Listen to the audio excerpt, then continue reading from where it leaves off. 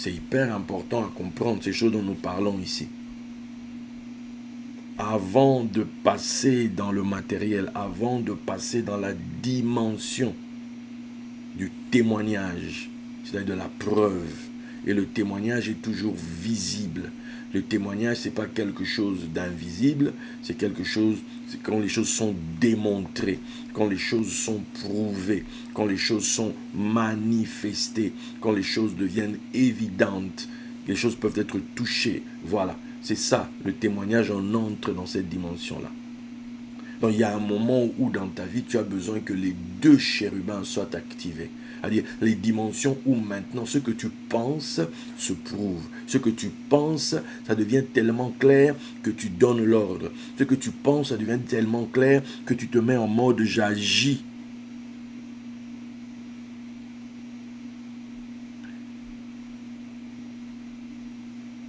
Il y a un côté de vous qui est le côté non-verbal. Ça, c'est le côté droit. Le côté gauche, c'est le centre verbal et analytique. Dans le côté droit, c'est le côté, le service.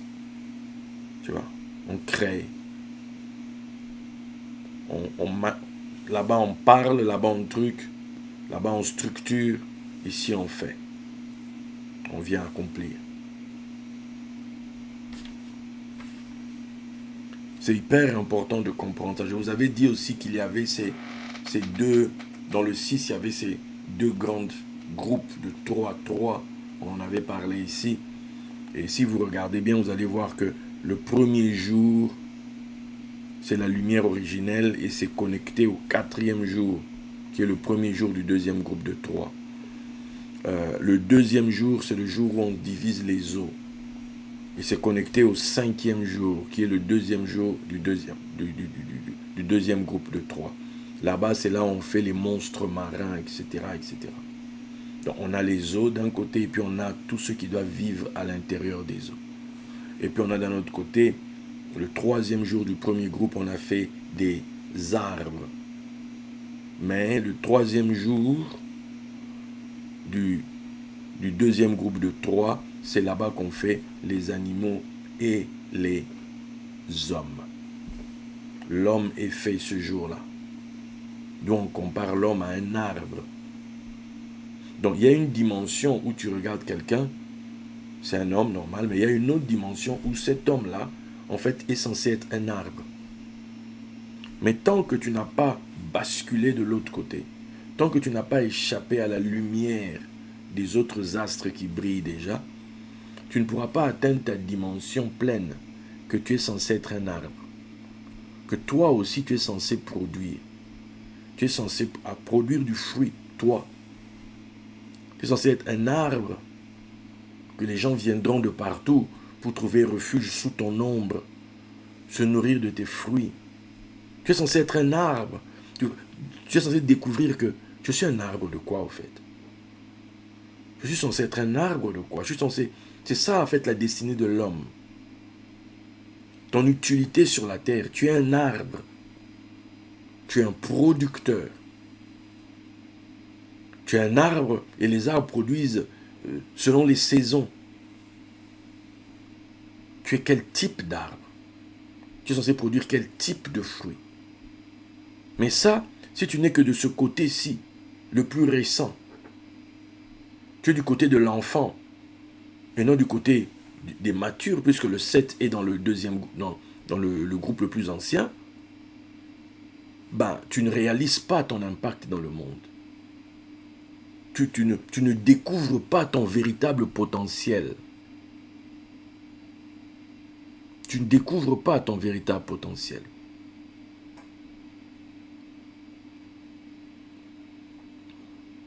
Et tellement tu ne découvres pas ton véritable potentiel, ben c'est devant un arbre que tu meurs. C'est devant un arbre que tu tombes. Trompé par un animal à qui tu pensais que c'était ça ta destinée, de donner des noms aux gens. Mais n'étant pas toi-même profond, n'étant pas allé de l'autre côté, n'ayant pas compris que c'est toi l'arbre. C'est toi l'arbre. Tu es censé être l'arbre pour nourrir le monde. C'est toi.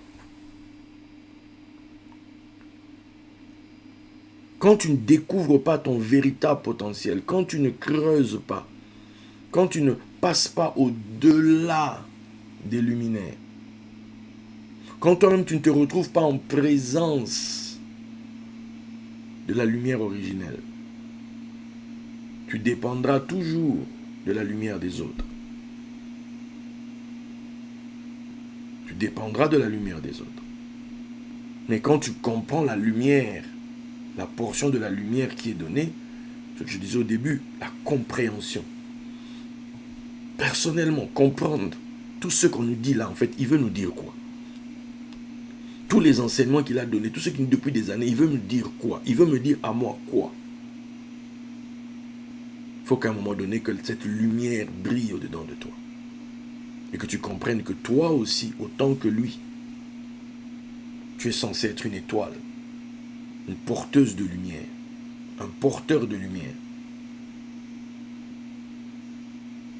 pour les autres. Pour les autres. C'est quand tu découvres les eaux d'en haut et les eaux d'en bas que toi-même maintenant tu peux devenir un Temanoun, un grand poisson, une grande baleine. Toi aussi. Comprendre le sens de cela. Parce que tu as découvert le principe des eaux. Les eaux d'en haut, les eaux d'en bas. Mais si on n'en est que dans le monde des apparences, on n'en est que dans... On profite, hein? On profite de... On profite de ce qui est déjà. Mais soi-même. Soi-même.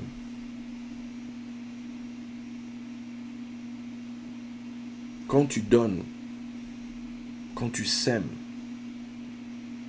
quand tu fais tout ce que tu fais, tu dois savoir que, comme je l'ai dit au niveau des principes, ce qu'un homme sème, il le moissonne.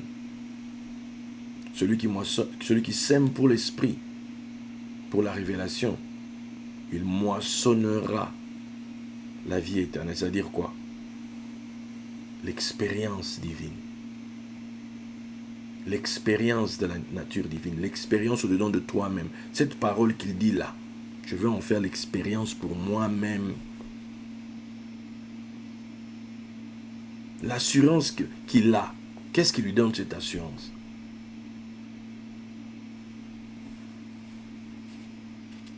C'est l'expérience, le vécu. C'est ça qui fait la différence.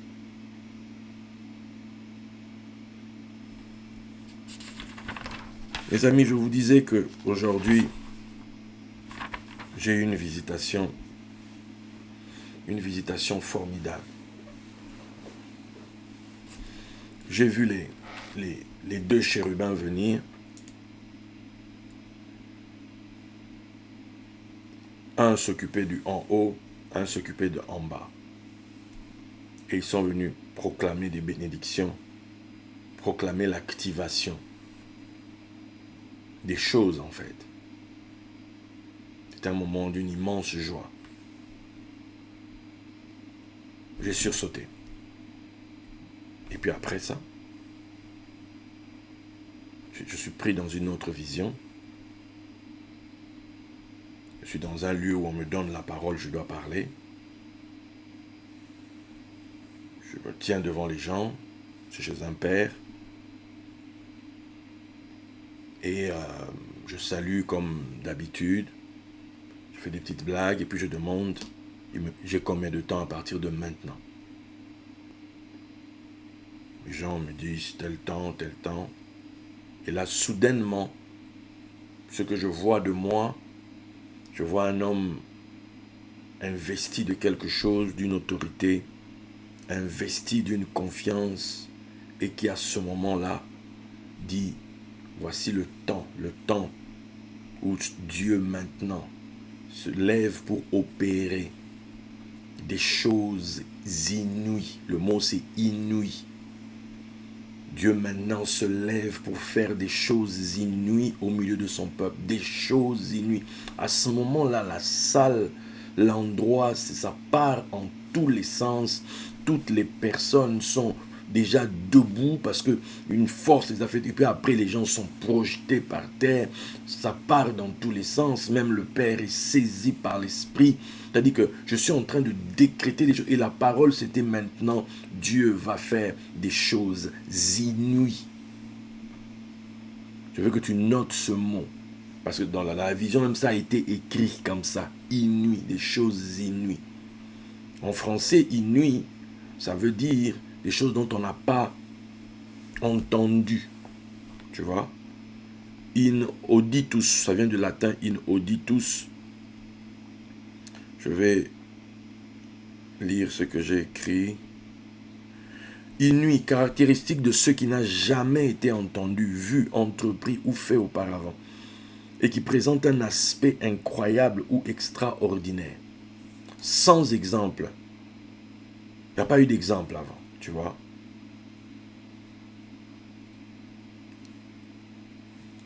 Et dans la Bible, on retrouve inouï une seule fois.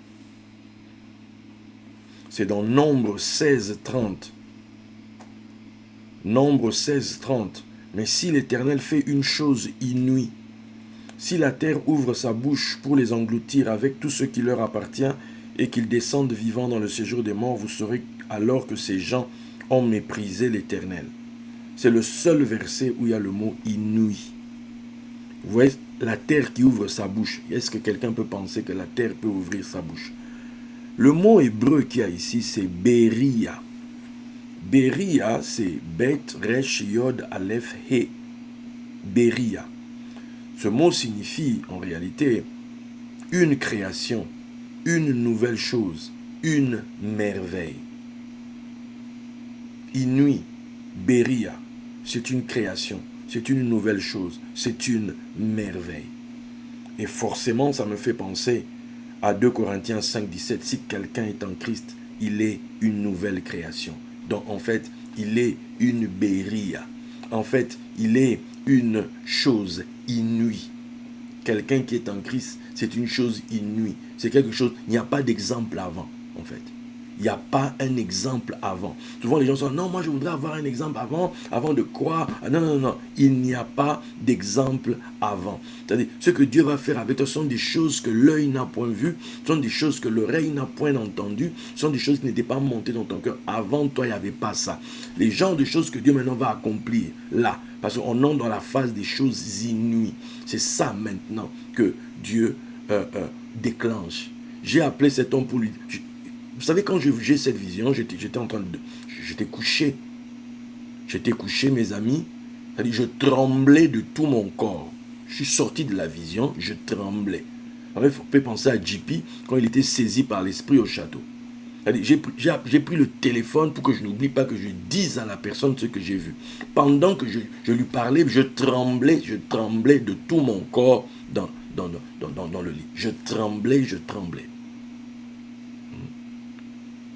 Ça dit que cette parole de l'esprit, cette pression, cette puissance de l'esprit est sortie du spirituel et mon corps a vibré. C'est-à-dire que j'étais là, jusqu'à maintenant j'en garde le souvenir. C'était la visitation de ce matin. Au bout de nos 9 jours, la visitation de ce matin, mes amis. Que cette parole, que ces choses que vous avez entendues, que ces choses dont nous avons parlé, ne restent pas juste des paroles en l'air, non. On entre dans la phase où des signes, des évidences inouïes. Pourquoi? Parce que les 2 chérubins, les jumeaux divins, je vais les appeler comme ça, se sont manifestés, sont prêts, ont paru et sont venus vers moi aujourd'hui. Parce que c'est le temps maintenant, c'est leur travail de prouver, c'est leur travail de matérialiser, c'est leur travail de démontrer, c'est le temps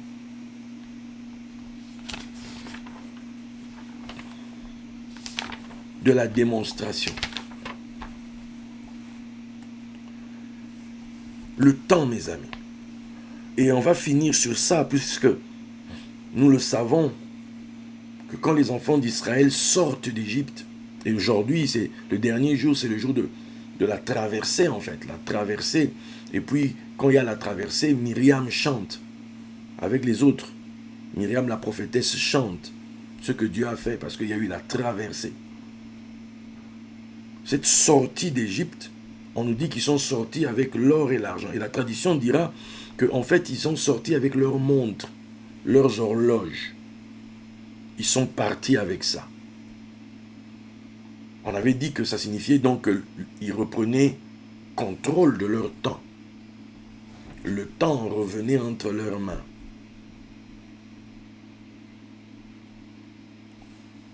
C'est comment se dit une montre, comment se dit une horloge en hébreu? Ça se dit Sha'on. Sha'on. Sha'on. Sha'on, c'est Shin, Ain, Vav, Nun. Shin, Ain, Vav, Nun. Valeur numérique simple.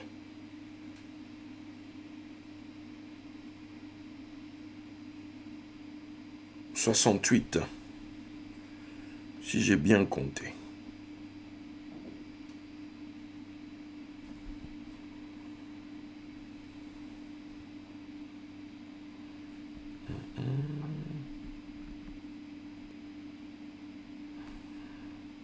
Ouais, 68. Maintenant, regardez ça. Ça, c'est avec le nun final. Mais quand vous lisez votre Bible, vous allez voir que Yeshua, à un endroit, il dit « Quel est le serviteur prudent que le maître établira sur ses serviteurs? Quel est l'économe prudent que le maître établira sur ses serviteurs pour les nourrir au temps convenable ?» Donc le Seigneur se pose la question, qui est-ce qu'on va établir pour nourrir les gens au temps convenable? C'est-à-dire, quelle est la personne qui va avoir, qui sera le maître du temps, qui va gérer le temps, qui connaîtra le temps pour faire les choses. Le sage connaît le temps et le jugement. Qui aura le temps en main? Maintenant, on se retrouve dans Jean 21, où Yeshua maintenant parle avec Shimon. Et il lui dit, m'aimes-tu, vous connaissez l'histoire, paie mes brebis, paie mes agneaux, paie mes brebis, paie mes brebis. Bon. Il parle avec Shimon. C'est intéressant, parce que c'est Shimon maintenant qui est établi comme celui qui doit gérer les autres, celui qui quelque part doit nourrir les autres au temps convenable. Mais Shimon là, c'est mais, il y a le même, tu rajoutes juste le même entre Shin et Ain de Sha'on. Donc, Shimon que nous connaissions comme étant qui a entendu, Dieu a entendu la souffrance et compagnie, celui qui a entendu, mais Shimon c'est aussi Sha'on, c'est-à-dire par la montre, par l'horloge, c'est-à-dire celui, le leader, parce qu'il tient la montre. C'est celui qui est dans, quand on dit maintenant en français, maintenant c'est un temps, ata en hébreu, maintenant, mais c'est aussi, c'est le temps c'est maintenant. Pourquoi c'est le temps? Parce que tu tiens le temps. Tu as ton horloge, tu tiens le temps, tu connais le temps. Maintenant, parce que tu tiens le temps. Ok? Donc, voilà pourquoi vous allez voir que dans dans l'histoire biblique, le Nouveau Testament, etc., tout pointe vers Shimon. Quand Yeshua vient au bord de l'eau, c'est Shimon qu'il rencontre. Tout pointe vers Shimon. Et on avait parlé une fois de Shimon, c'était lui, Shimon le juste, c'est celui qui rencontre Alexandre, bref, c'est celui qui, quelque part, qui est le nom du Mashiach, la clé de l'ère des poissons, bibliquement parlant. Donc, forcément, donc, on nous présente un Shimon qui tient le temps, c'est celui qui est pécheur, etc. en sortant d'Égypte, en faisant cette Pâque. Je me souviens de cette parole, on m'avait dit, tu es Pierre. D'où j'avais donné cet enseignement de la destinée de Simon. La destinée de Simon. La destinée de Simon, c'est d'être celui qui tient, qui a la montre. Je me souviens encore de cette vision. Papa Cerullo venant dans cette maison il y a longtemps, dans un songe. Et quelqu'un est entré ici, on était assis, il y avait moi, il y avait Papa Cerullo, et puis il y avait cette autre personne. Et Papa Cerullo demande à la personne, qu'est-ce que tu veux? Cette personne a demandé à Papa Cerullo sa montre. Papa Cerullo, sans problème, il enlève sa montre, il lui donne. Ah, moi, j'ai pété les plombs. Je me suis levé, je suis parti dans le couloir, je n'étais pas content. Il me suit, mais pourquoi? J'ai dit, mais non, moi, je suis toujours avec toi, tu ne me donnes rien, etc. Blablabla. Il dit, mais tout ce qui est à moi est à toi. Bref, on dirait l'histoire de l'enfant prodigue, là, tout ça. Aujourd'hui, du moins il y a quelques jours, j'ai eu cette lumière. Le temps. Le temps. Quand il y a un niveau où Dieu nous emmène, où ton temps ne peut plus dépendre d'événements extérieurs, où ton temps ne dépend pas d'événements d'autres personnes. Non. Il faut que le temps devienne quelque chose sur lequel tu as contrôle. En tout cas, dans la dimension de la compréhension, dans la dimension de la connaissance que Dieu te donne, de la compréhension de ces choses. Que tu puisses être celui, que tu puisses être celle qui, quand elle arrive dans la vie de quelqu'un où il y a un problème, ce n'est pas, oh non, on reporte à demain. Quand toi tu arrives, tu dis, tu fixes le temps. Quand tu arrives, tu dis, c'est maintenant. Quand tu arrives, tu dis, telle chose doit se passer comme ça. Telle chose doit arriver comme ça. Voilà. Nous entrons dans la vie des personnes où on va maintenant apporter aux gens ce maintenant de Dieu. Parce que nous tenons dans nos mains.